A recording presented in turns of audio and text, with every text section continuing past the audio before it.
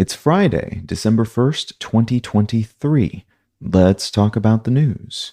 From Reuters, Taiwan urges elderly and young to avoid China visits due to respiratory illnesses. The Taiwanese Health Ministry is advising people in at-risk groups, including the elderly, the very young, and those of any age who are immunocompromised, to avoid traveling to China, as the latter is experiencing a surge in pneumonia and other respiratory illness cases. There are some parallels between what's happening in Chinese hospitals today and what we saw right before the COVID-19 pandemic kicked off in late 2019, but the World Health Organization has said that the numbers are not quite as severe as back then, and there doesn't seem to be any new pathogen involved. It's likely that this infection surge is the consequence of people having been isolating and mask wearing for years, and now that they're going back out into the world without as many precautions, they're being exposed to flus and colds and such without that backlog of built-up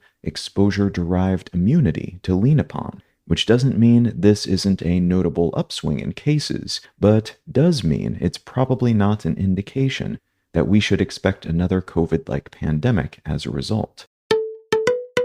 From Barron's, Estonia says it is prepared to close Russia border.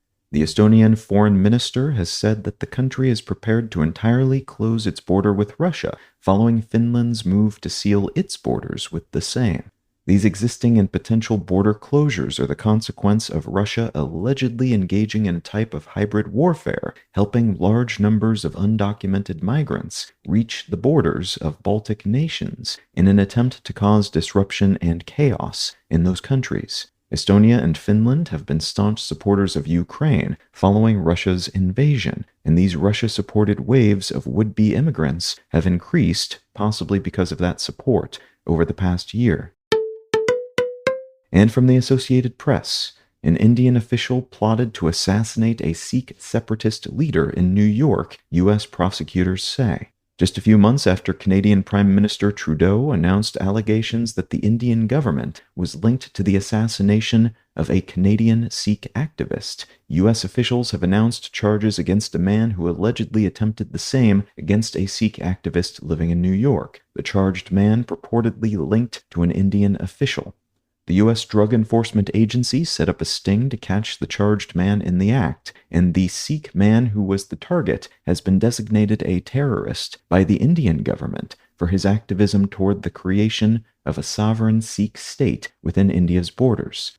There's likely more to this story than has been divulged so far, but at the moment, this would seem to indicate there's a covert effort to knock out enemies of the Indian government globally. And this evidence of such efforts taking place on U.S. soil will likely complicate the burgeoning relationship between the United States and Indian governments, which are attempting to build a chain of favorable economic and military relationships in Southeast Asia and across the Pacific to counter China's growth.